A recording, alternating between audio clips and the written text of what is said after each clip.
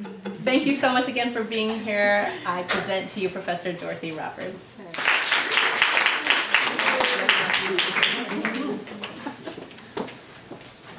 So I'm going to talk about what more and more people are calling a new biocitizenship, and I'll explain what that is, and the way in which genetic technologies and disability and race and gender are interpreted and play a role in this new biocitizenship that is hailed by many as a new form of freedom, but which I have many, many concerns about. If I get the right, oh, can I just, no. Yes. There we go, okay. So increasingly, we are being offered genetic technologies to run our lives, to help us make decisions not just about our health, but about every aspect of our lives. This is a scene from a spit party thrown by 23andMe, but probably everybody on the West Coast. You've all heard of 23andMe, right? The genetic testing online. No? Oh man, they haven't been marketing themselves as well as I thought. But it's an online genetic testing company that's actually recently been shut down from doing some of its work because it was, you send in a saliva sample and they send you back all sorts of information that your genes predict about you. And actually the federal government ordered them to stop that because they were giving medical information, without a license to practice medicine. And many people were confused by the type of information they were getting. But it's one of several of these companies that offer information about your health, about your personality, other aspects of your life based on your DNA. And so back in 2008, they held a big Hollywood-type party with stars and celebrities, and this is a couple that took their offer to provide a saliva sample, and they joked that they were engaged to be married, but they were going to hold off the decision until they got their DNA back to figure out if they were genetically compatible with each other.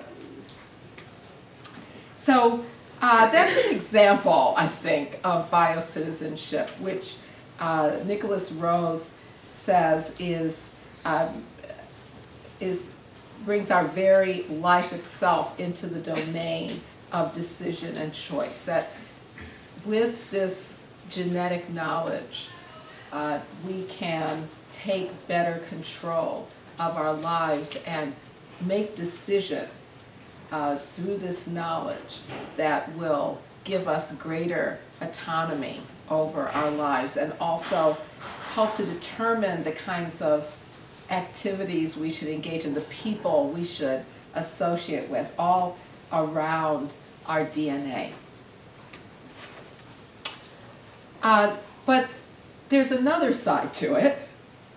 The other side is, along with having this information that's supposed to help you freely make decisions, we are also more and more expected to use this information to take responsibility for our own lives and our children's welfare by consuming these gene-based goods and services.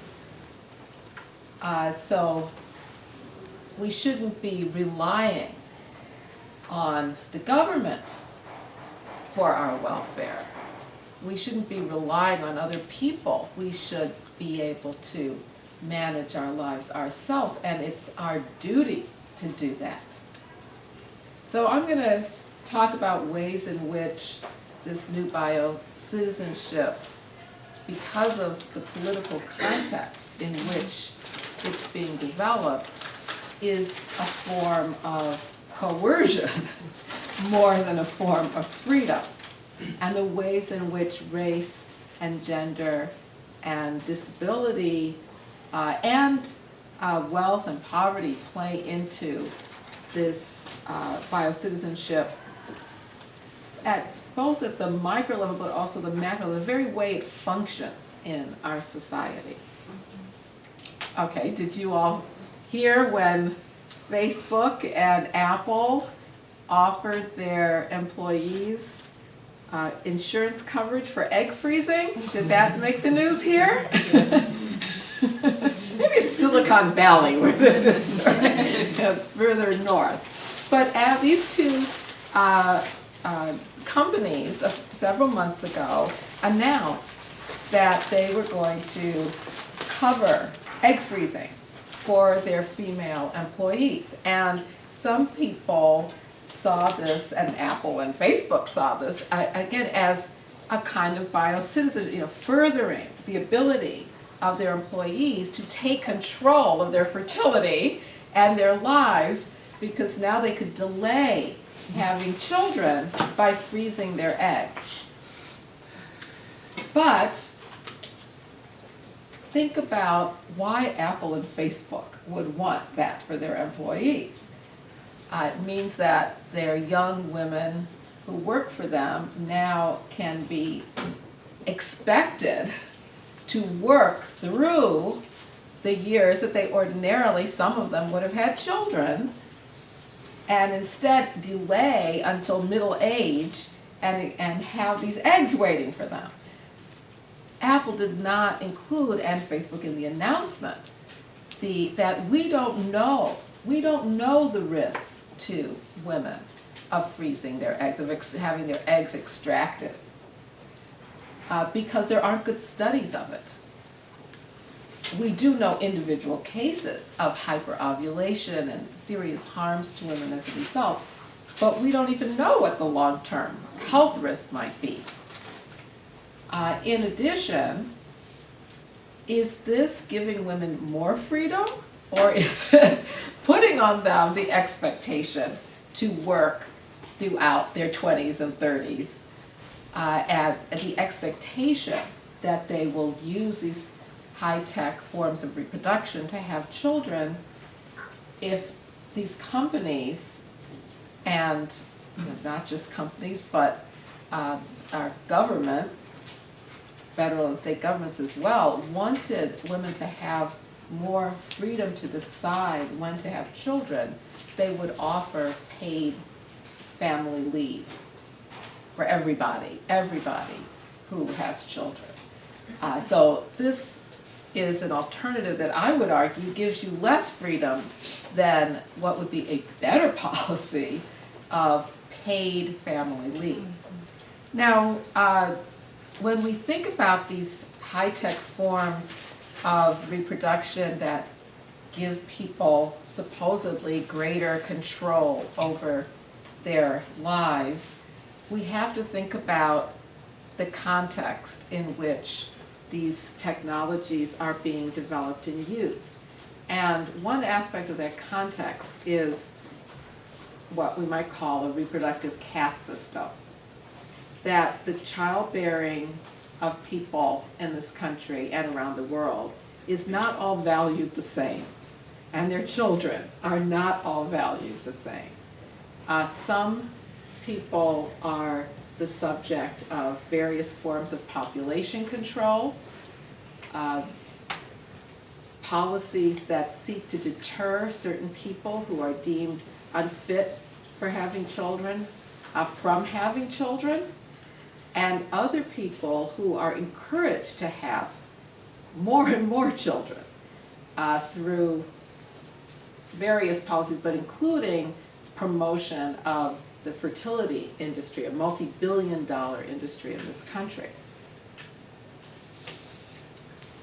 So for some people in America, their childbearing is seen as a social problem. It's not something to be facilitated by the state or by industry, it's a problem.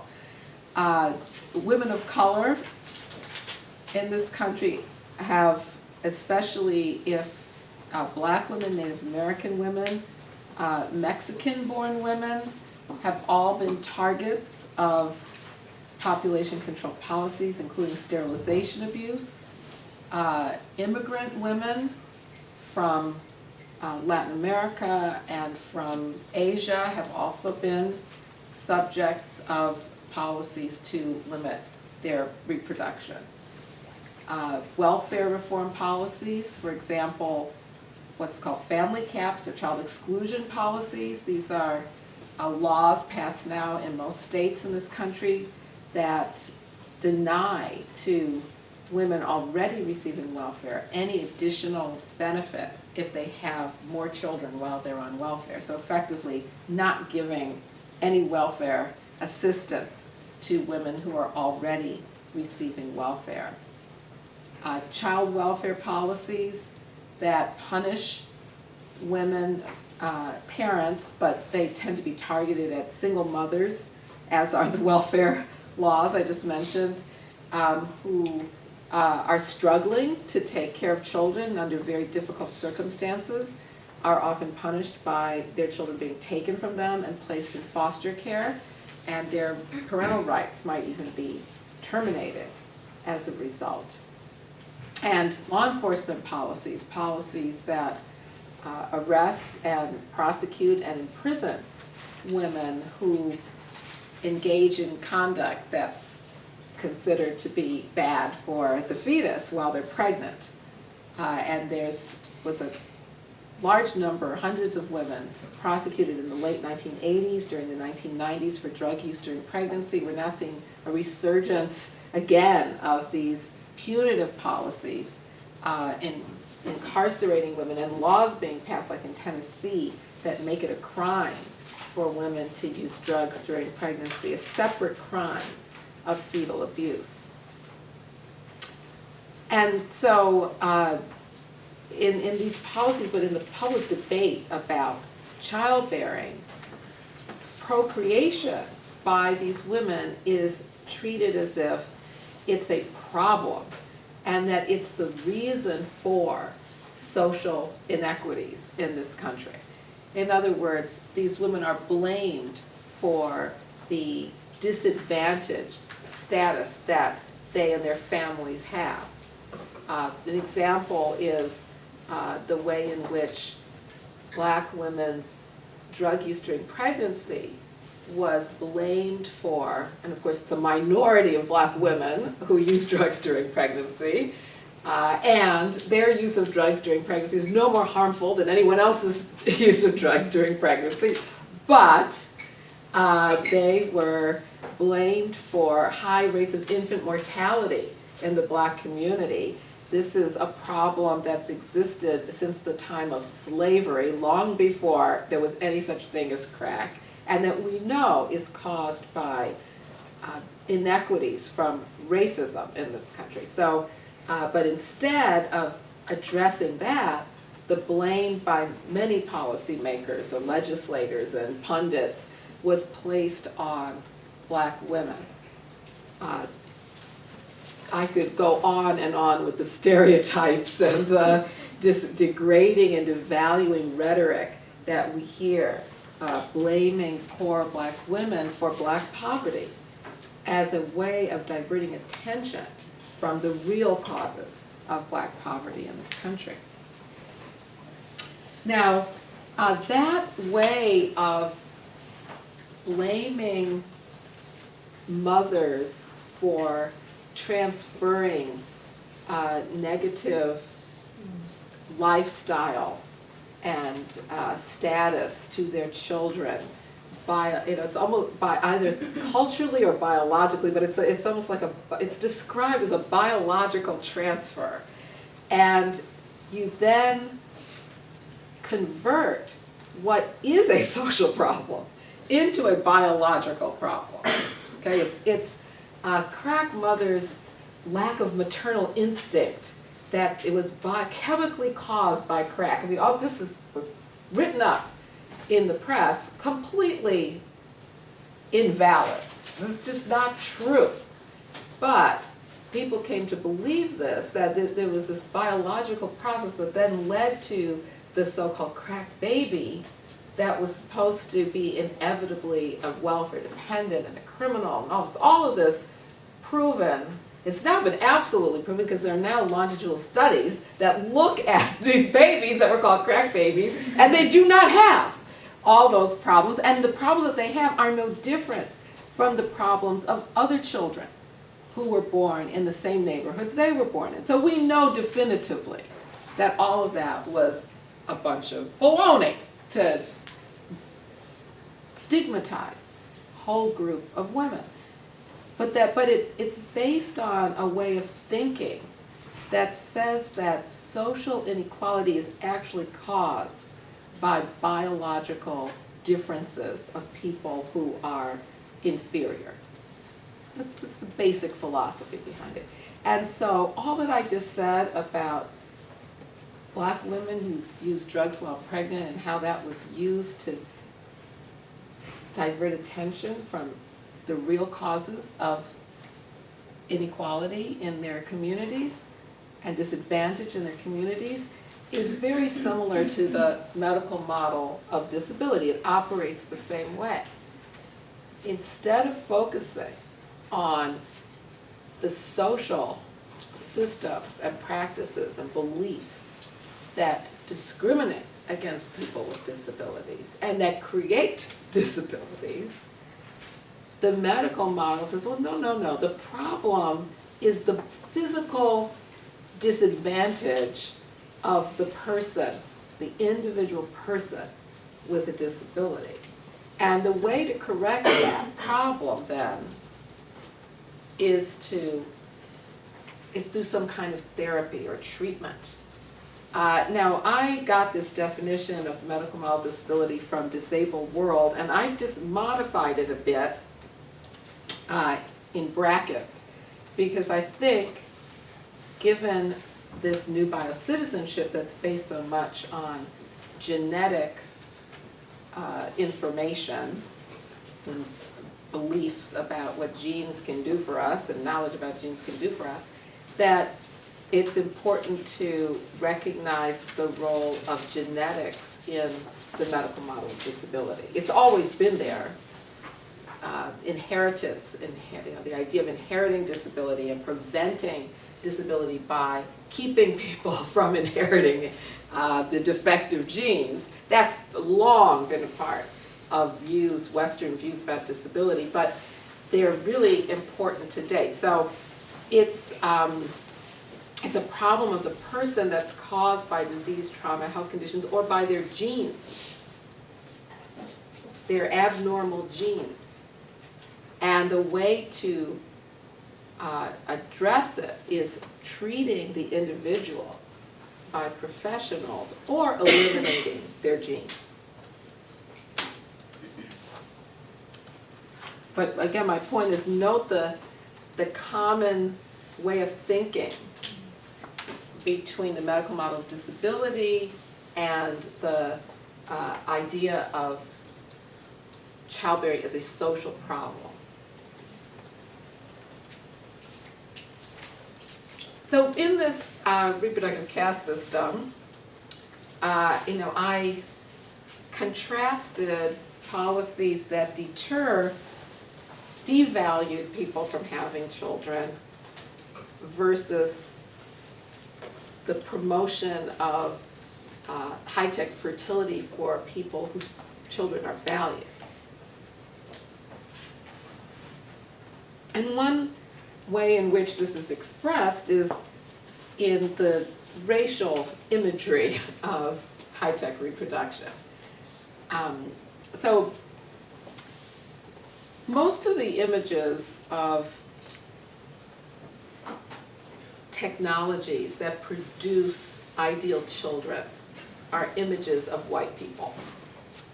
This is not, I'm going to point out, it's not so much the case today as it used to be, but in the 1990s, when I was working on my book, Killing the Black Body, I looked into this, and you could not find a picture of a non-white child in advertisements that promoted high-tech fertility, high-tech reproduction, and fertility-assisting technologies. any mention of a non-white child was a story about a problem, a mistake. A white woman who was given a black man's sperm by mistake and had a child who came out too dark. That's the only time, and I don't know if you know, there was a recent story just a few months ago, another one of these stories of this is a lesbian couple that had a, what's called in these stories a biracial baby. And she sued on grounds that it was so difficult for her to raise this child in her racist neighborhood. Basically, she said, right? Did you read that? She said, where we live, they don't like black people, and so it's very hard. And then she also said she had to go to a black neighborhood to get hair products for the girl, and that was another burden. But it is a harm to receive the wrong gametes. They're calling it the wrong sperm or eggs. You're not getting what you paid for, right? You paid for one thing, you get something else. But it's the type of harm, these cases that involve the harm of having a black or partly black child, and the harm is described in racial terms. That makes it distinctively different. These are the kinds of images you typically see in ads for fertility clinics and other aspects of the fertility industry. The success stories is on this clinic's website. The pictures are actually revolving, and it's just white babies, lots and lots and lots of white babies. And you could just ask yourself, could you imagine an advertisement that had lots of black babies or brown babies, going round and round and round? Probably wouldn't sell the product very well, right, to the general American public. Also in the media, in movies, the movies that are about the future tend to, the future where you can select the genes of your children. They tend to also star blonde-haired, blue-eyed stars. But sometimes when I think about this, though, but all movies tend to in the United States, so I can't say, I need a control group, to be able to say definitively that this is just movies about genetic perfection. But think about the images you've seen, on magazine covers and movies and novels where, it's the future where you can have the perfect child because you can select your children's genes. And that image of what a perfect child is, it tends to be, this very white-looking, quintessentially white image. Now, I said it has changed a little bit because we're seeing now more and more marketing to people of color, and so some of the ads in Craigslist, for example, specifically ask for eggs from people of different racial groups. Here's another one. But what's interesting is race is still really important. It's the quality that most people think is the most important trait of those that they're selecting for when they pick the egg donor and the sperm donor that they want. One company even promised, this was here in LA, promised that you could select the gender, eye color, hair color, and complexion of your child. And here's another of those racial blunder where this family, the wife wanted to use her husband's sperm, and they I didn't follow up to see if they proved that it was actually the wrong sperm, because you could imagine that they could have had a dark baby even using, right, the husband's sperm. These ideas about race are so crazy because people think that if you're a particular race, then your children are going to be a specific color. And we know that, I know in black families we know that's not true. I don't know about everybody else's community, but certainly not true in black families. And so that the girl, the one next to the husband, came out darker than they wanted. And they sued because she was too dark. And they said in the press statements like this: while we love baby Jessica as our own, we are reminded of this terrible mistake each and every time we look at her. It is simply impossible to ignore. We're conscious of and distressed by this mistake each and every time we appear in public. I know it's not exactly the subject I was going to talk about, but it's really interesting to think about how concepts of race disrupt the meaning of family. Because that mother was just as related to that daughter, that girl, right, as the other daughter, who was lighter.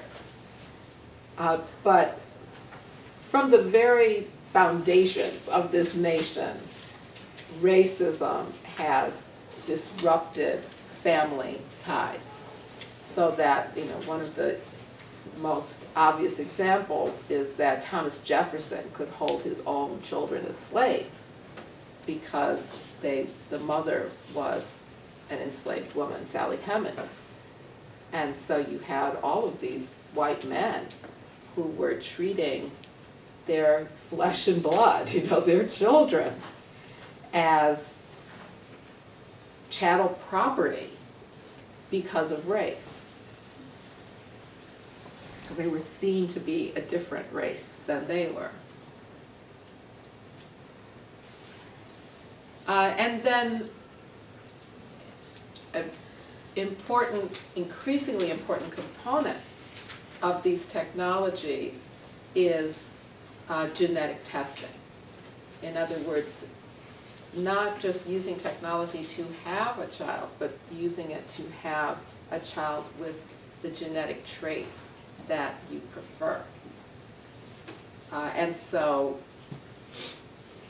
in many fertility clinics, they offer the service of pre-implantation genetic diagnosis. So once you create the embryo, mixing egg and sperm, you can then have an array of embryos and test them for now hundreds of genetic traits and just select for implantation the embryos that have the traits or don't, the ones that don't have the disfavored traits.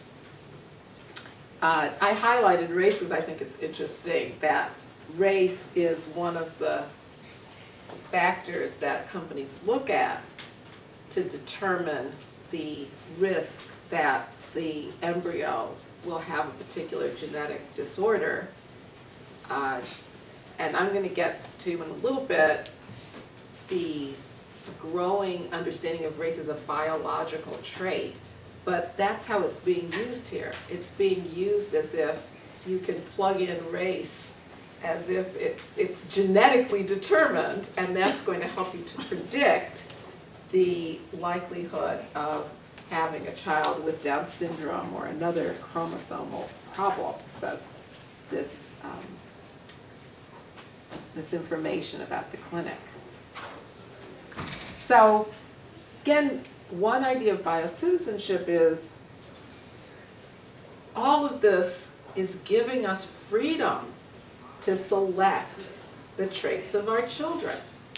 So we have greater autonomy over our lives and our children's lives. We have greater choice in how many children we want and the kind of children that we have. But just as I said with the egg freezing plan of Apple and Facebook, and questioned, is that more choice? Or is it actually limiting? Is it an alternative to a policy that would give you more freedom to decide when to have children, or if you wanted children? In many ways, we are forced to choose to use these technologies, obliged to choose. We have a duty to choose them. Increasingly, pregnant women are expected to use these technologies. And many, in studies have found that many just go along and use them without even thinking about why they're using them or what they're going to do if they get a particular result. So Brian Stotko has conducted studies looking at the pressure that pregnant women face not to have a child with Down syndrome, to be tested and then to decide if there is a certain level of prediction, and none of this, there's no you are or you aren't. This is all prediction, so you're going to get a number, number. You have to figure out, is this too much risk or not? Or do I care or not? But Stotko has studied the way in which women who don't use these tests or have a test and nevertheless have a baby with Down syndrome are punished in some way. So for example, one woman told him, my doctor stressed next time the need for amniocentesis so that I could choose to terminate. So the expectation was that, number one, she would have amniocentesis, which is no longer necessary. That's later in pregnancy. Now you can be tested in the first trimester with a blood test and ultrasound. And but that you'll have the test, and then you will choose to terminate the pregnancy if there is a certain level of risk that you'll have a child with Down syndrome.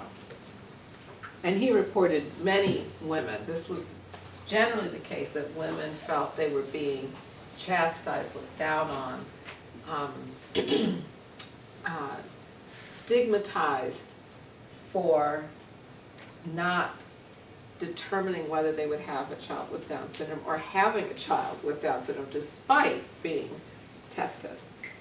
The other way in which women might experience pressure is by being denied support for a child with a disability.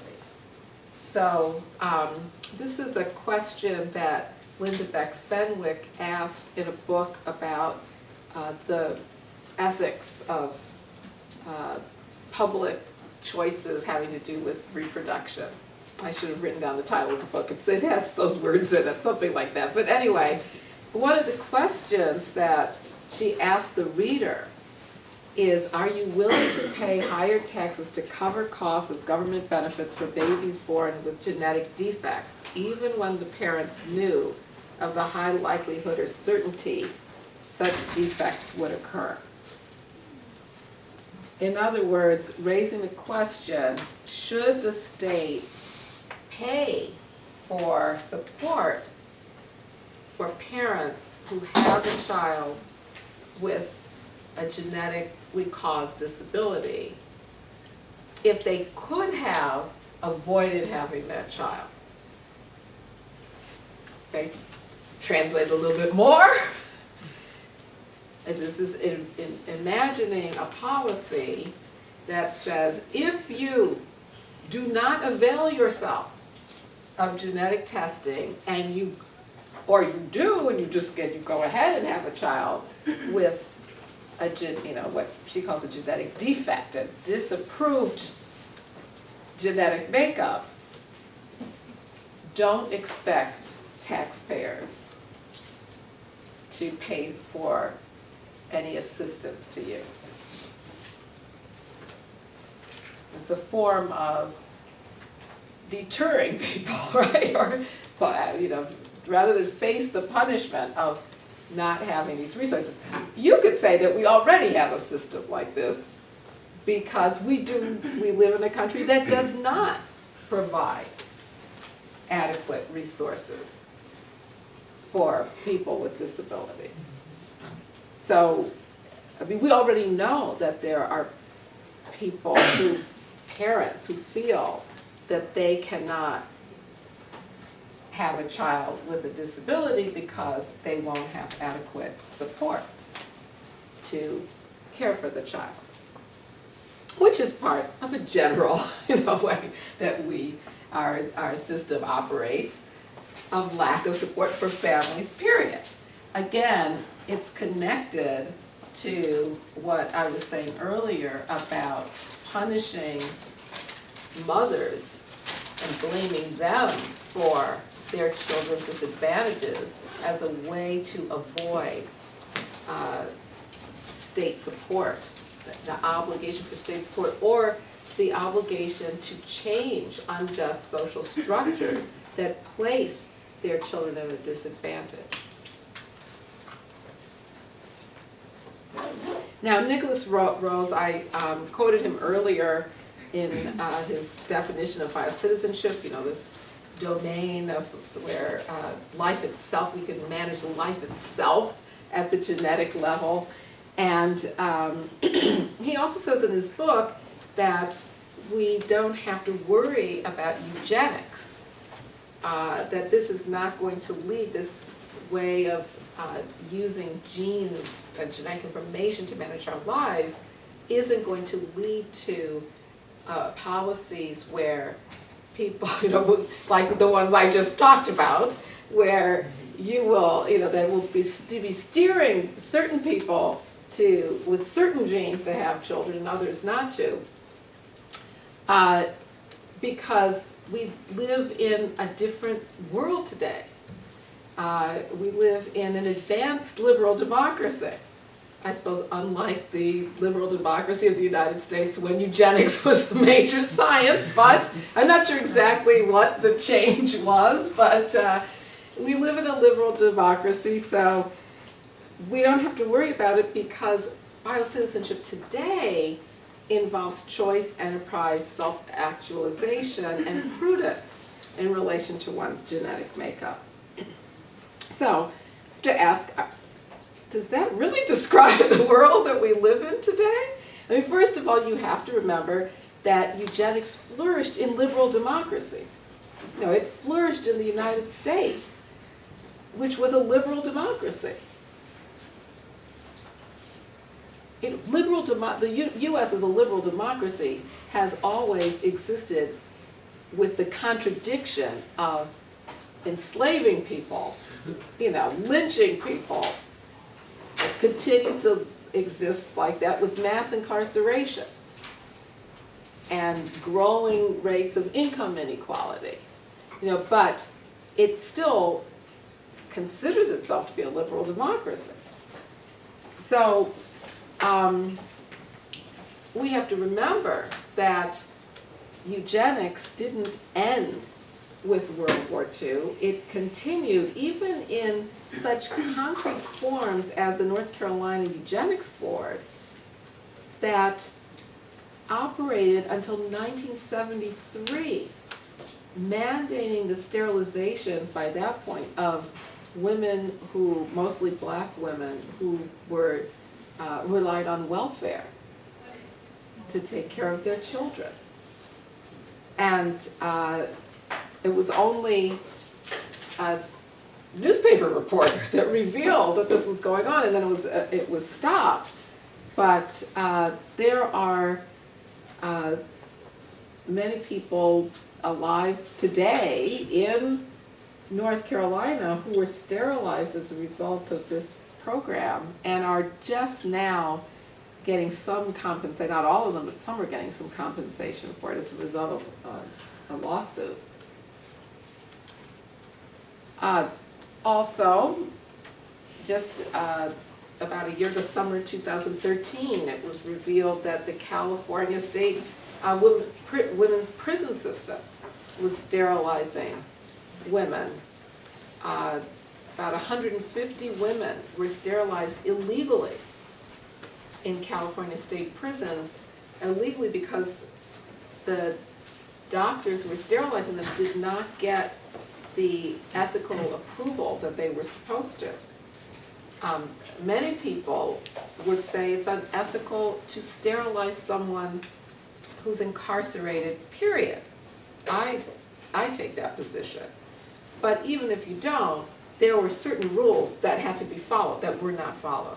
And the doctor who was in charge of it, in explaining the benefits of this program, and he says this to a reporter, Corey Johnson, who's not trying to hide it, that this saved California taxpayers money because they would have had to pay welfare benefits for these unwanted children as the incarcerated women procreated more, presumably when they got out of prison. So it was tax saving measure to sterilize them. And then Russell Pierce in September, talking about Medicaid, says, you put me in charge of Medicaid, the first thing I do is get Norplant birth control implants or tubal ligations for women receiving Medicaid. As a condition of Medicaid, you would be sterilized or have to use long-term contraceptives. And I could give lots and lots of examples, but another I wanted to mention is this billboard campaign that was going on in big cities around the country. This was an anti-abortion campaign, but the language that was used was so similar to eugenicist language, that the most dangerous place for an African American woman is in the womb. That again, this idea I mentioned before, that black women, that our very wombs are dangerous to children. Now, they meant that because they might have an abortion, but that's the same language that justified sterilizing black women because their wombs were so dangerous. I don't think that we can be comfortable with a new biocitizenship that expects us to use genetic technologies to determine the genetic makeup of our children because we're in a liberal democracy. I think that we live in a country that continues to have eugenicist policies that would then implement this expectation of genetic testing in a way that further discriminates against people who are socially devalued. And one way of implementing that could be in government-based programs that require genetic testing. Now, at first blush, it seems like that would not happen because government policy in this country is against helping people who rely on public aid to have children. And so Medicaid is not going to pay for fertility treatments or IVF for women who are reliant on government assistance. But would it pay for genetic testing? Well, I just want to point out that that's a possibility because IVF is different from genetic testing. IVF is to increase your fertility, to help you have more children. Whereas the purpose of genetic testing is to prevent the births of certain children. Medicaid won't pay for poor women to have more children, but this would be a cost reduction measure. Remember that question about taxpayers paying for children who should have been avoided through genetic testing. So it could be seen as a cost-cutting measure to require poor women to have these tests and then avoid having children with genes that are considered defective. High-tech reproduction to assist you to have more children is a privilege, but genetic testing is increasingly seen as a duty. And it could be a substitute then for, as this whole philosophy is the medical model and the eugenicist model is a substitute for generous supports for families and for social change. Again, relying instead on the obligation of the individual to manage their health and their lives at the genetic level. Okay, I'm going to speed up a little bit here. So, well, okay, just trying to finish by 3, but I'll just take a little more time. So, at the same time that we're seeing these developments in genetic technology and biocitizenship, we're also seeing changes, I think, in the view about race and the relationship between biology and race. So there is a claim that the new biocitizenship, using these genetic technologies to learn more about our individual genotypes, will actually end reliance on race. So the founder of 23andMe at that same spit party said, this is a new community we're creating with 23andMe, where people will come together around specific genotypes and these artificial barriers of country and race will start to break down. And the idea is we're going to relate to each other based on our genes, and we won't pay attention to race anymore. Okay, that's the idea. You may have heard January 30th, State of the Union address, President Obama announces a new precision medicine initiative that will use genetic information to treat patients in a more tailored way based on their own genotype. And there's this idea that this kind of medicine based on DNA is going to overcome the use of race in medicine and healthcare, and then more broadly as well. So this is my book, Fatal Invention. I wrote this book because I was hearing all of this talk about overcoming race and we wouldn't pay attention to race anymore, at the very same time that I was noticing what seemed like a resurgence of the use of race as a biological category in biotech research and biomedical research and in medical practice. And I argue that we're seeing a new biopolitics of race which intersects with this new biocitizenship that is based on scientists redefining race as a biological category written in our genes, not as a social or political grouping, but actually as a natural division of human beings, that people of different races are genetically distinguishable from each other. And the biotech and pharmaceutical industries are using this idea of race to develop race-specific products. But this is happening at a time when racial inequality persists in a society that's supposed to be post-racial. So let me just tell you a little bit about this resurgence of race as a biological category. This is going to be the subject of my talk at the law school, so if you want to learn more about it, you could come back at 5 to the law school and hear more about that. But just briefly, we're seeing in scientific journals this definition of race as population clusters based on genetic differences due to evolutionary pressure.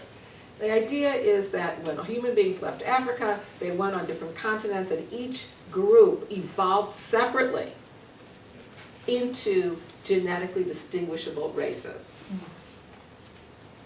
That was in 2010. Nicholas Wade, in his book that just came out last May, has this evolutionary theory of race. But it's, he argues he's brave and he's going to tell the public about this true meaning of race, but it actually is very common to see this definition nowadays. And the FDA has approved the first race-specific drug. This is a therapy for patients, Black patients who have suffered heart failure.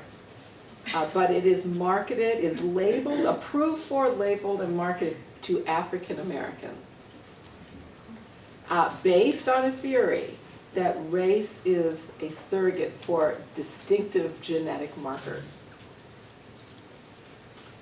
Okay, so well, just to finish up that thought, given the marketability of race and the reliance of pharmaceutical companies and lots of different kinds of companies on race as a way of segmenting the market. The FDA's approval of Vital, which by the way, it said was the first step toward personalized medicine, a race-specific product. Can we really believe that race is going to disappear with the new precision medicine, or will it continue to be used, especially since there's so much research going on right now that is based on this idea of biological race that is looking for genetic explanations for health inequities.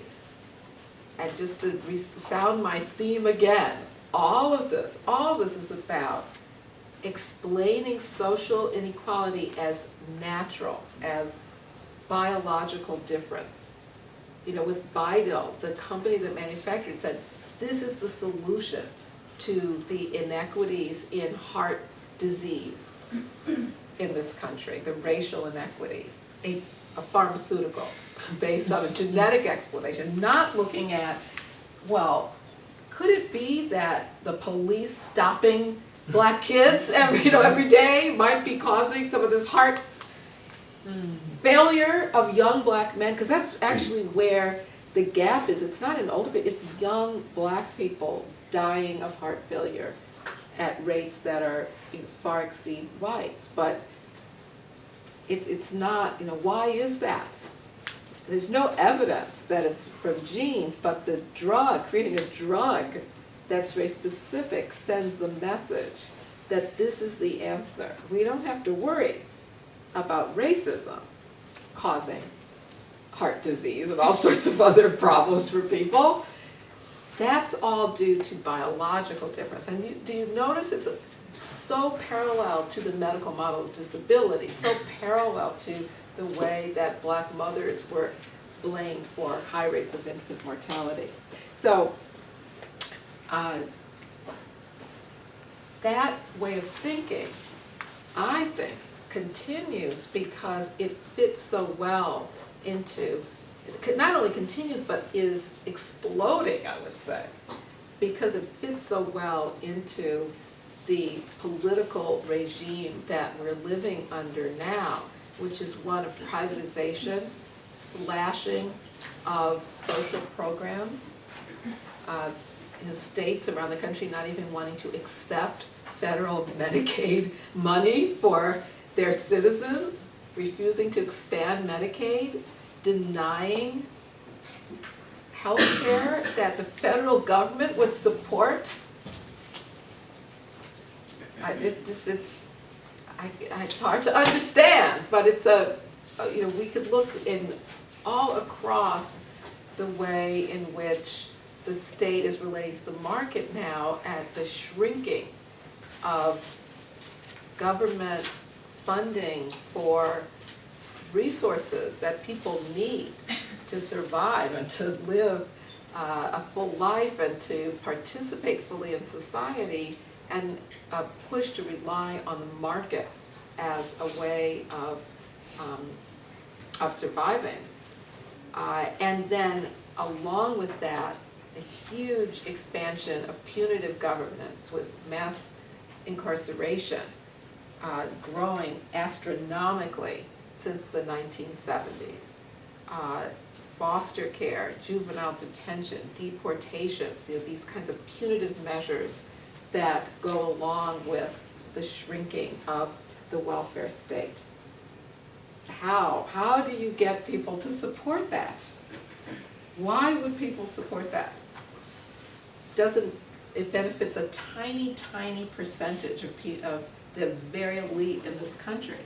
And I think a major way to get people to support that is to convince them that the inequities in this country are caused by innate biological factors that there's nothing we can do about except perhaps produce a pharmaceutical to give people. So I'll close with an alternative that we can talk about more in the discussion, which is a view of these issues of procreation and reproduction in their social context and as part of a broader struggle for a more just and egalitarian society.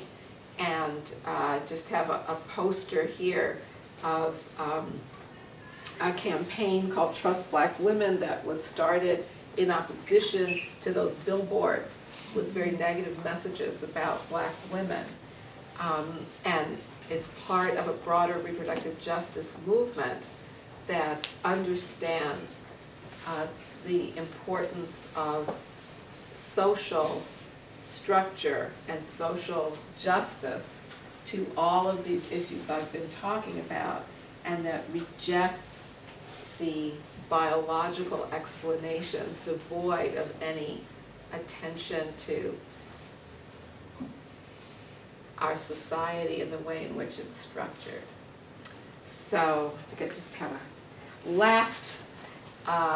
last idea that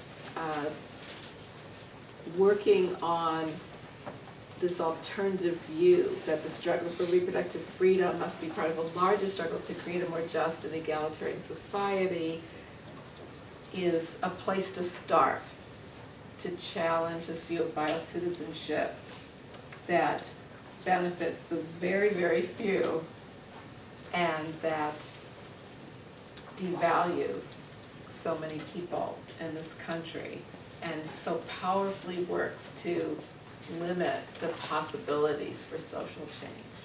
So I'll end there. Thank you, and I look forward to hearing Karen Carnes. I wanted to stress, to focus on a couple things in the talk. And what stood out for me, well, a number of things stood out, but this idea of biocitizenship, personal responsibility, consumption, and choice, which you didn't really discuss as economic terms, right? The last three, although certainly part of neoliberalism. There's a sociologist, Zygmunt Bauman, who has been writing over the last few years about citizenship as consumerism.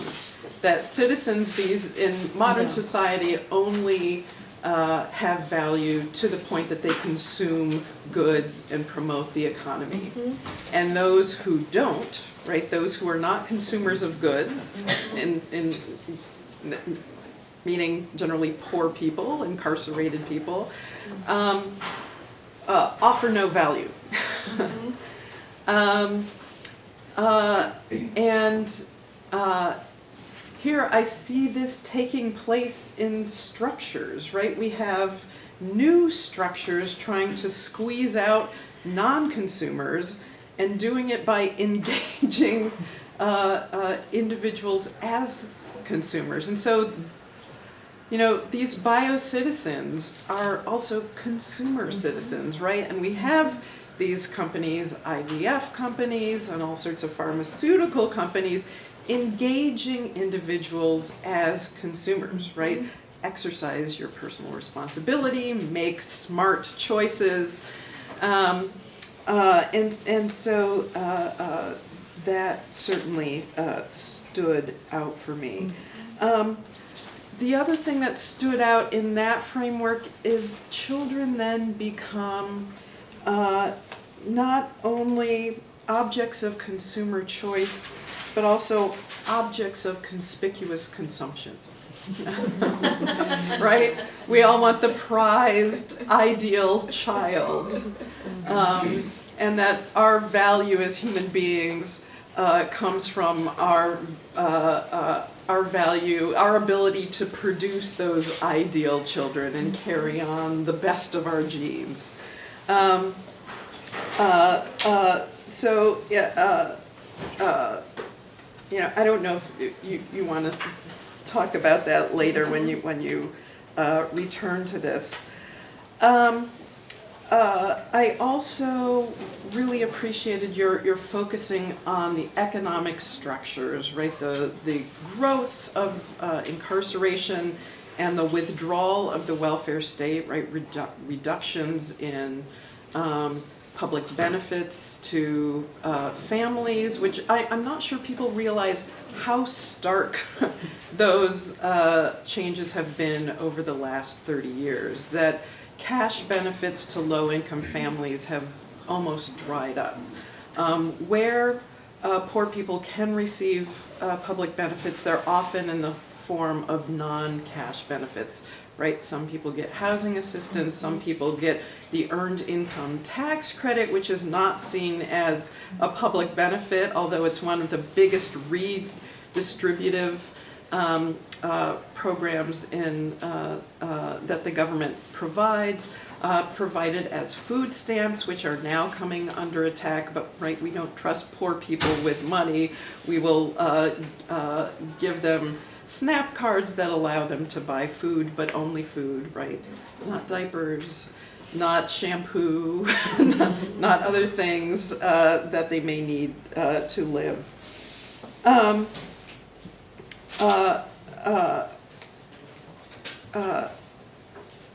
I was also prompted to think about this gap between the ideals of liberalism and, as you noted, these corruptions, these routine corruptions that we see, and how they tend to fall upon the same groups of people again and again, just under different guises. But aside from pointing out all of these corruptions, I wonder what it would mean to actually work against them, right? How do we dismantle this system that you know, seems to have crept in, this biocitizenship that has quietly crept in? That also reminded me, right, of economic terms of the invisible hand, and you know, this primacy of markets as natural things, right? Here again, natural selection as this market. But how do we not only make it visible to people, which I think you do an amazing job of doing in your book and in this presentation, but are there things we can do to work against it? There's one proposal that I wanted to put out there maybe for discussion. I was at a reproductive justice conference, I think in 2004 at Smith College, and I can't remember whether you were there or not. I think so, yeah. But I remember, I think it was the last day, there was this very heated discussion about sperm donation and how it is raced and gendered and classed, and it's only available to the wealthy, and that people who can afford it tend to reaffirm all of these sort of racist ideals and ableist ideals in selecting their sperm.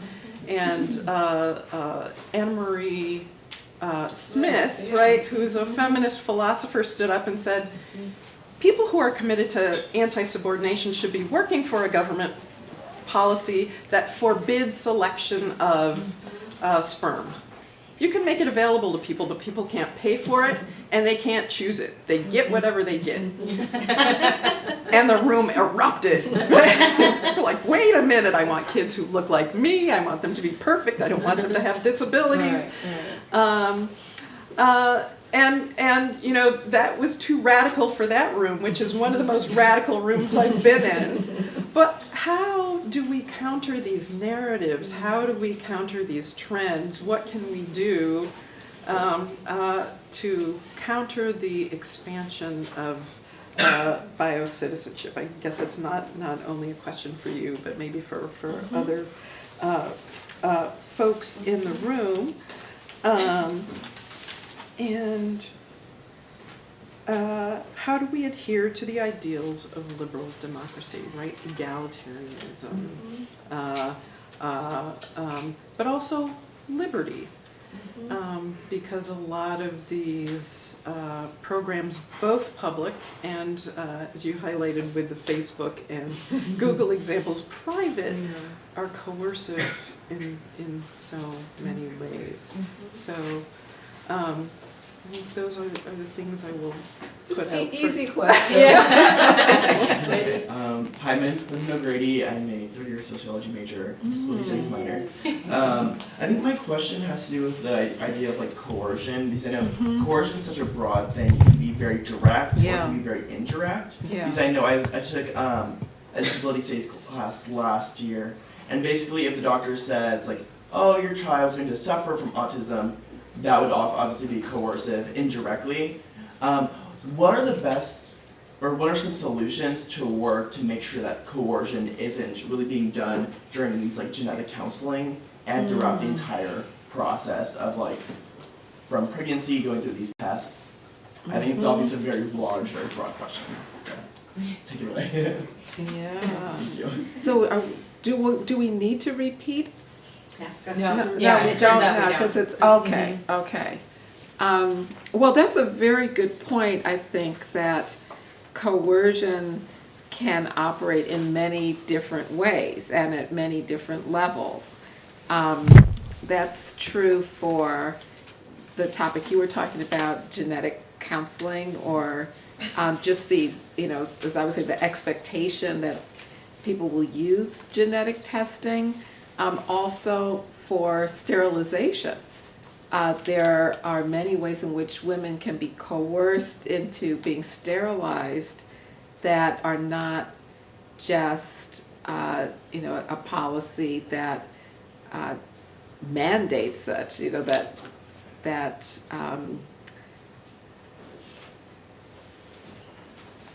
operates the way it did during the eugenics era, where you have no choice. People were compelled to be sterilized.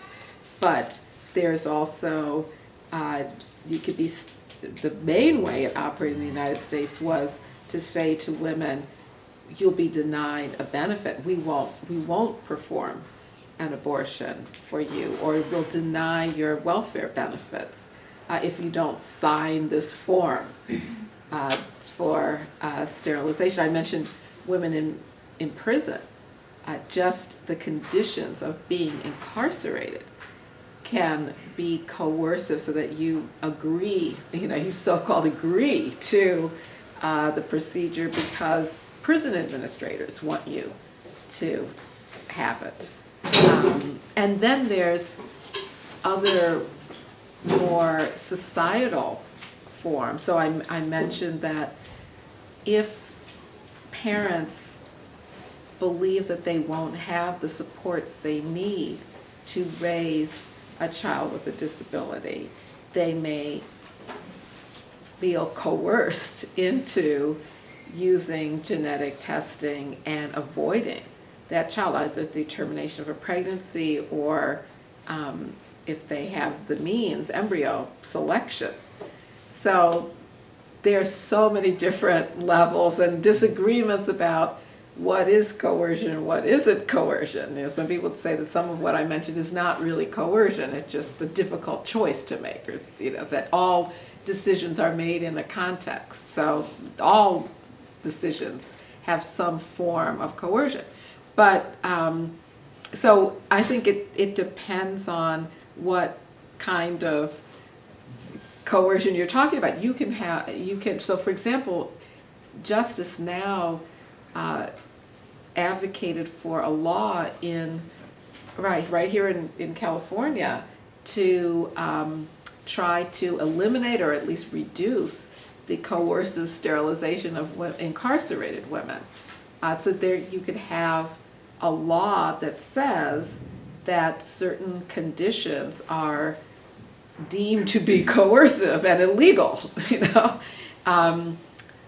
That with sterilization, there was a campaign in the 1970s to pass federal regulations to increase the possibility for informed consent to sterilization. By the way, regulations that are now under attack with some doctors calling for ending the informed consent rules under Medicaid. So one possibility is legislation that requires certain conditions to be met in the case of, you know, a decision where there's a risk of coercion. And then going to the other more societal forms, changing the social conditions that pressure people into making certain decisions that, you know, where you would want them to have greater freedom. In the end, people's social situation is, you know, determines so much whether or not they have the freedom to make so many different kinds of decisions, and that's probably improving people's welfare. You know, that they have, you know, as Professor Gustafson was talking about, having cash, you know, is really important to avoiding coercive kinds of pressures. But, you know, that's a concrete kind of condition that encourages freedom in decision making, but there's also ways in which stigmatizing certain decisions can be coercive as well. And so, you know, we'd want to think of ways to reduce the stigma around either the people making the decision or decisions that are socially devalued, which is more complicated. It might take more than a law or providing cash. But so I think because of all the different ways that coercion can operate, there are also lots of different ways of addressing it. I mean, I thought your example of the pressure put on people to abort fetuses so their children don't become burdens on society, right? This idea that you're externalizing the costs of bearing a child and putting it on society, right? Really denies the reality that we are all economically interdependent. Right. We are all, there's a universal vulnerability and there is universal economic risk, probably nowhere more so than in the United States, where economic precarity is so strong. Yes. So I tried in my talk to show that this way of thinking of, your child being a burden applies to so many people. You know what I mean? It's not just people who are predicted to have children with disabilities. It's people who are going to have children who are black. Children People of with color. children who go to publicly funded universities. Exactly. So it just goes on and on. But I think that by ignoring, by sort of obscuring that precarity, is that the word you use? that everyone has, and pretending that it's really certain people who have it, not everybody. That helps to, again, avoid the need to change these policies that would benefit everybody. Because it just doesn't make sense to me. Some of it, like why would you vote for somebody who's going to deny Medicaid expansion in your state? And yet we see examples of people who rely on Medicaid and saying, "Oh no, we don't want it in our state." Mm-hmm. Well, where does that thinking come from? I think it comes from pointing out certain people who are who are the real problems, who are the real burdens on society, and then that focus helps to cover up how everybody, we're all interdependent. Nobody, that's the thing about biocitizenship. It's a myth that you can, if you have to know your DNA, I mean, I hope you know it's all a myth. First of all, you cannot control your life just because you know your DNA. It's like, that's just basically wrong, right? But even if you could, the idea, even if DNA did tell us a lot about ourselves, which it doesn't, but even if it did, it's a myth that we can really, each of us, manage our own lives on our own by consuming, if we just Make the have right the consumer means choices. right, and we just buy the right products, then we'll be fine. That's just not true for anybody, And even, rich people, their health depends on living in a society that is egalitarian and healthy for everybody. There's a book called The Spirit Level that shows that countries that are have more social equality are healthier. For everybody is healthier. Even the rich people are healthier.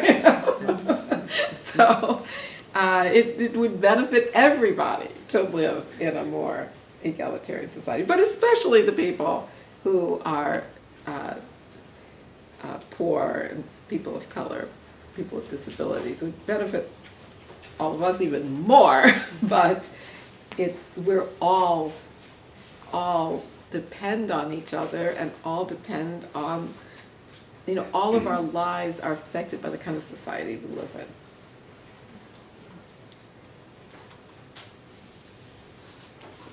Yeah. I'm Sam Wing. I'm a fourth year human value and society major. I thought that your concerns about race-based medicine and genetic research were interesting and valid, but do you think that there's a benefit to race-based medicine? And is there space for the medical model and the social model of disability to coexist? No on both of those. Okay, so I don't see any good in race-based medicine.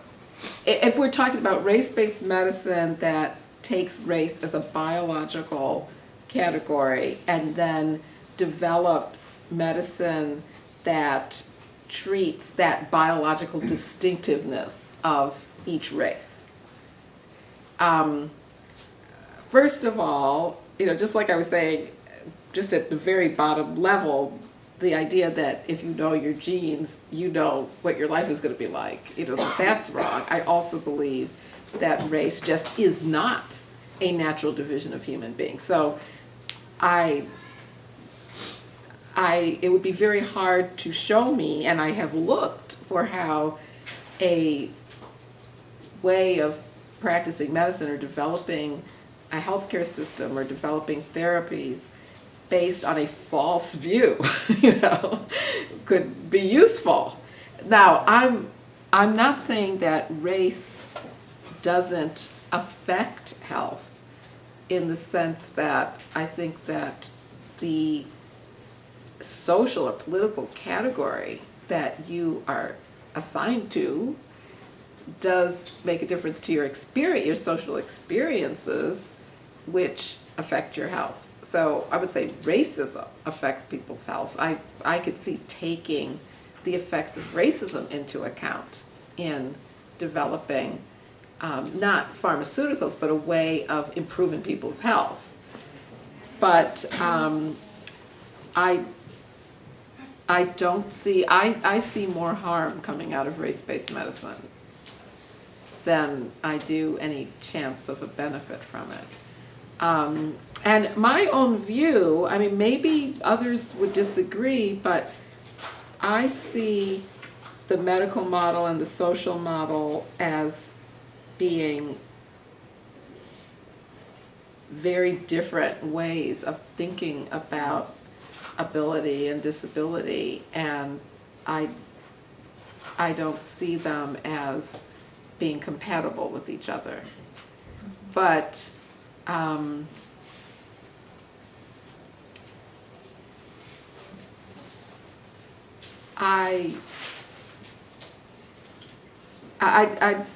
I find that the effort to, for example, with race, to accept certain false aspects of false ideas for the sake of some better end, I find that problematic. It's not just philosophically, but also when I look at the actual results of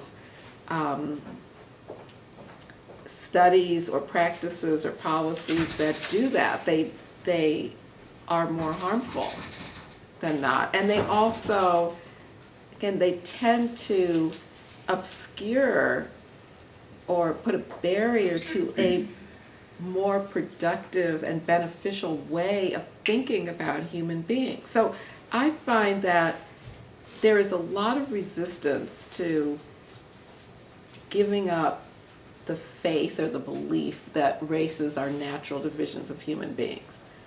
And there are many people who say, well, just, stop getting so upset about that. Just let that go, and just try to avoid some real harmful use of that. But in other words, I'll talk about this actually more this afternoon, but, let people, they want to believe that race is a natural division of human. Let people believe that. Just make sure that, the crazy white supremacists don't use it to support an extreme white supremacist policy.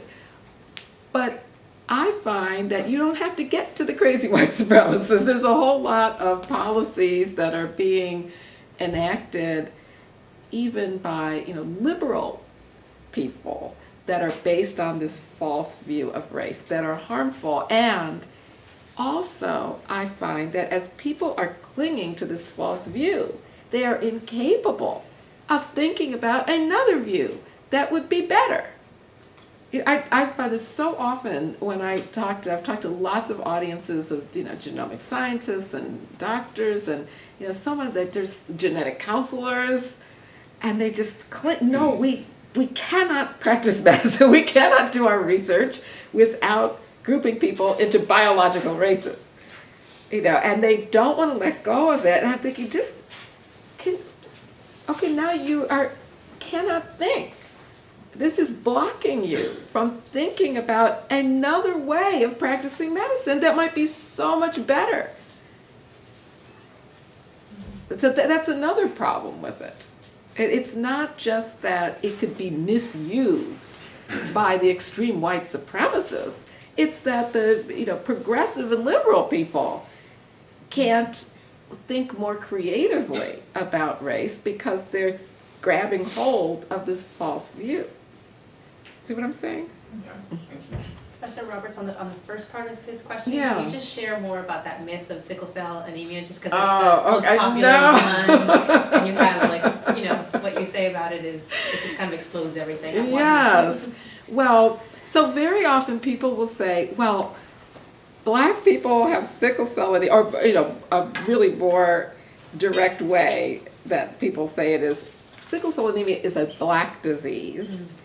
And because it's a Black disease, that proves that Black people are a separate, biologically distinct race. So, number one, it's not a Black disease. It's a disease that is caused by a genetic mutation that protects people from malaria. This is what researchers have determined as the reason why it's prevalent in areas that have high rates of malaria. So that's what it is. It's not Black. It just happens that there's a lot of malaria in some parts of Africa, but this disease also exists in other parts of the world where there are high rates of malaria, and it does not exist in parts of Africa where there is no malaria.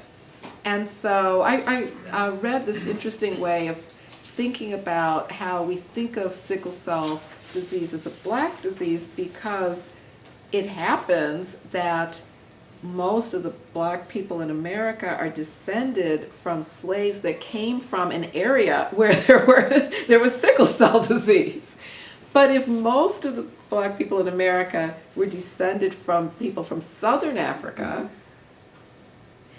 and most of the white people in America were descended from people from Greece, we would think that sickle cell was a white disease, because it'd be more likely that the white people would have it than the Black people. So this is about geographic distinctions, really, not racial distinctions. And also, just because most of the people who have any particular trait belong to what we now think of as a race, doesn't mean that proves that race is biological. It just means that who we think of as a natural race, for whatever evolutionary reasons, has a higher likelihood of having a particular trait. But that's only because we've already defined that group as being a separate race. If we didn't define that group as being a separate race, so for example, you cannot let's say we just had a group of people and we didn't divide them by race. Like that never happened. It never happened that race was invented and people were divided into races. You couldn't take sickle cell trait and create a race using that. All you could do is create a group of people who are more likely to have sickle cell trait, but it would include people from different parts of the world. It might include more people of African descent, but you'd also have all these other people of African descent who don't have it, and they wouldn't be in that group, so they wouldn't be in that race that you've created using sickle cell trait. You only get that association because, for example, if I took this room and divided it into half, I would find that this half of the room has a higher rate of some genetic trait. Now, and then could I now say this is a race of people? Because I found that this half of the room has it's only because we already have decided what races are. And who we decide belongs in those races changes. It changes. There's no way you can, I'll make fun of your name. It's okay. Or use it. I'm not making fun of using it. There are some researchers who use last name. to identify the race. I mentioned one in my book who identified Latinos as, that he was using Latinos as a race, and he identified them by last name. Now, we could take Karin Gustafson, as I don't Most think. Swedish name. I don't think he would belong to the black race. In fact, I don't know anything about your ancestry, but I am sure there is probably, I know it's true for me, if we define black and white differently, we might both be white. Well, in California, I don't know if you're aware of this, in issuing birth certificates, children receive the race, they still record race, and it's the race of the mother. So depending, that only, Only. the race of the mother only. Oh, that's interesting. So then there's a whole lot of people with white mothers and whatever other father, right, who are in a different race than we would identify them as, or even that as our society would, because we still go by that rule in the US that people with any African ancestry are black. That's a made-up rule, which is another reason why the idea of race-specific medicine based on categories that are clearly social categories. That category of anybody with any African ancestry is black, that's not a biological category. It's not a biologically determined category. It's a made-up category. So how are you going to prescribe medicine according to a category that involves people of all sorts of mixtures of ancestry? If your theory behind it is that your ancestry, gives you a particular genetic makeup or makes it more likely of a particular genetic makeup, and that's, you should be diagnosed and treated that way. I tell you, I just think that's bad medicine. I don't know. I don't want anyone to give me a drug because I'm black. That's what I'm saying about that the idea that you have to practice medicine according to race. Maybe there is a better way of determining whether I should get that drug or not. You know what I mean? It seems obvious, doesn't it, Beth? It seems obvious, except that we have the FDA approving a race-specific drug that is prescribed according to the race of the patient. Stunning. Yes. Beth? One of the things that strikes me is that I think a factor in this sort of broader, the broader schema of medical coercion is that there have been publicized lawsuits that doctors are aware of by parents who were saying, you didn't warn me enough that what it would mean if I had a child with a disability or that I had, or you didn't tell me that I was at risk. And so there's also this sort of, I'm going to minimize that risk by encouraging termination. Yeah.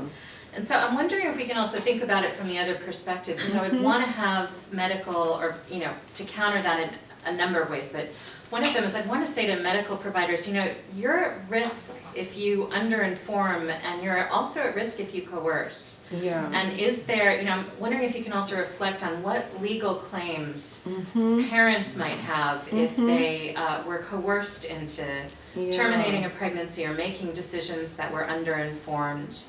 And realize later I would have been fine with a child with Downs, for instance. Yeah, right. So just thinking about could that survive under malpractice law? Is there a tort there? What would you imagine, or what would you counsel if you were putting on a practitioner hat or consulting? Torts of contracts aren't mine. And this is speculative. Well, I mean, that goes back to the first question about coercion and definitely the wrongful birth lawsuits.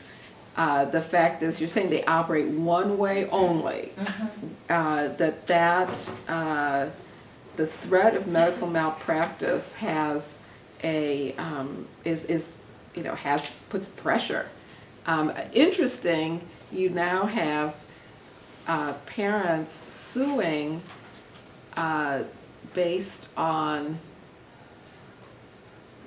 this sense of obligation that I mentioned or in my talk, that you're supposed to have a child who's genetically perfect, and now the law enforces that by allowing you to sue if you don't have said child. Right.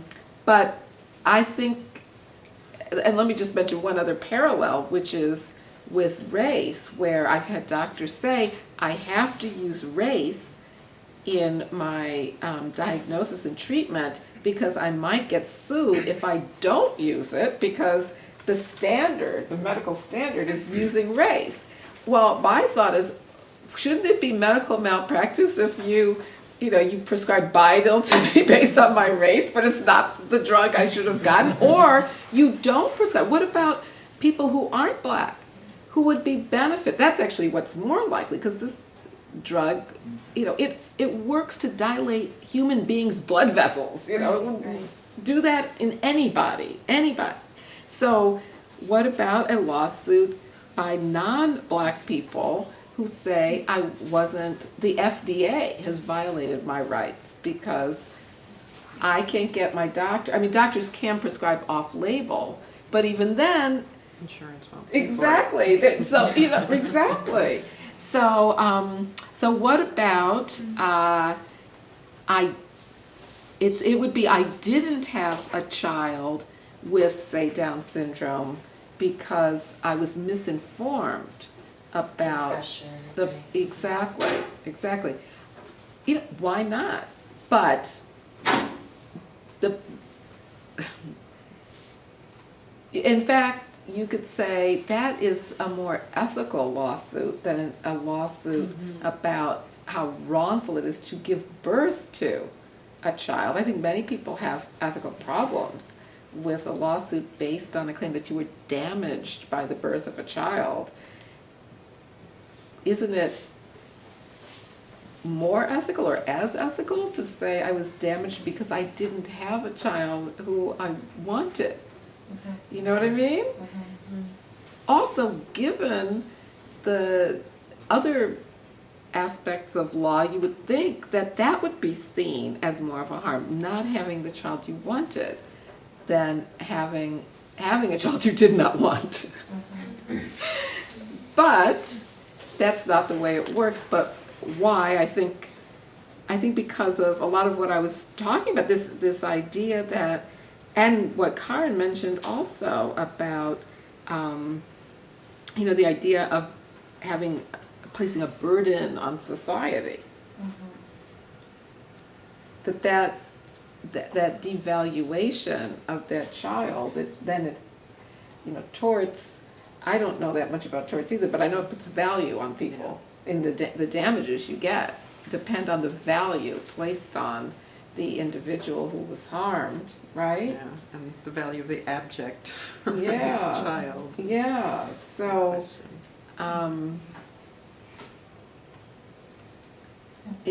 while a wrongful birth lawsuit might be able to calculate how much it costs to take care of a child with a disability, I don't think it couldn't be done. I think we could imagine it, but I just think under current law and ways of thinking, it's harder to think of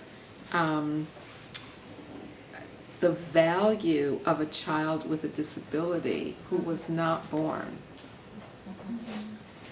But as we're thinking about what could change the way we think about these issues,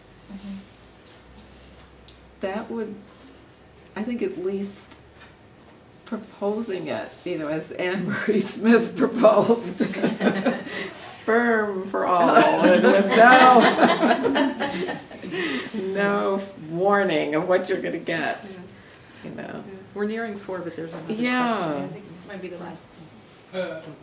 Well, I think first of all, just to kind of respond right there, I think the value, you could say that about anybody really, it's hard to put a value on anybody's life really, just to kind of make any lawsuit, it's really difficult. Yeah.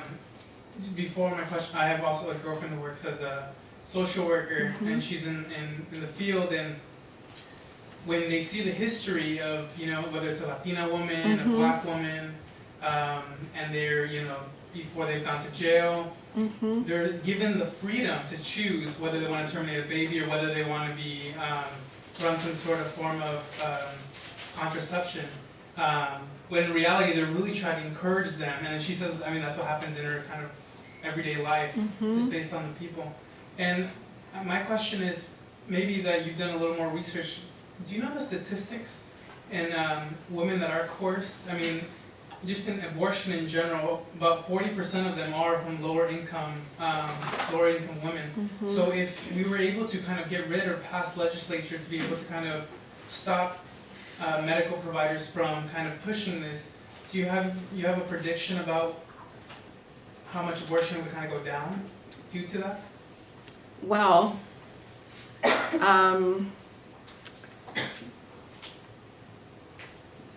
it is the case that I know black women have a higher rate of abortion than white women in this country. I don't know, I'm not sure about other groups of women, but I don't know that, again, we're getting to the meaning of coercion, different types of coercion. I'm not aware of that higher rate has to do with abortion providers coercing women to have abortions. I think that the higher rates have more to do with social conditions than individual providers. And I'm concerned about a way of thinking of this difference as a problem of abortion providers coercing women to have abortions, because we're already in a situation where many abortion providers are being closed down, and women of color don't have access to abortion services. So I think we have to look at this as making a distinction between having access, true access to a wide range of reproductive health services. That's something good, but also being aware of the multiple ways in which birth control is used as a form of population control to keep certain women from having children. So, you have to keep both in play. You want there to be generous access.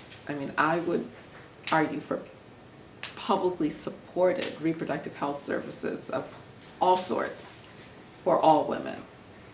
At the same time that I think we have to be vigilant, very vigilant about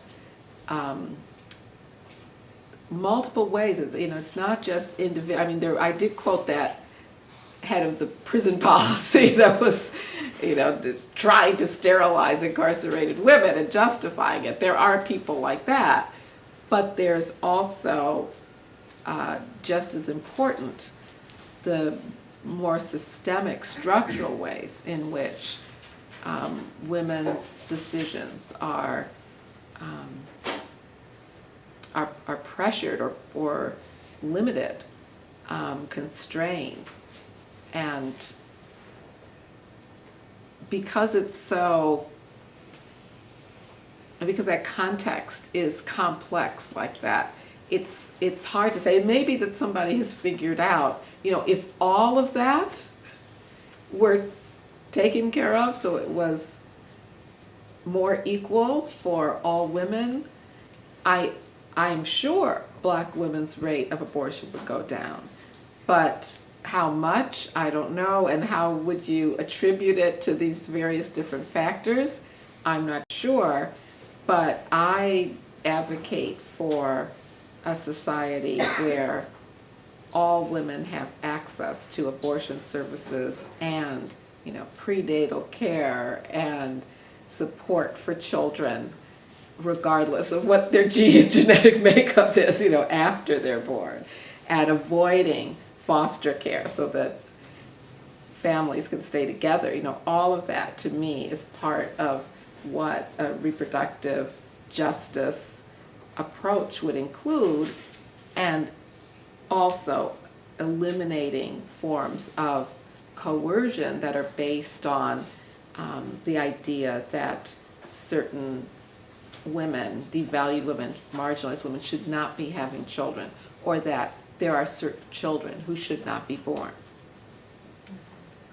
It's complicated. Excellent. Please join me in thanking Professor Roberts and Professor Bethany.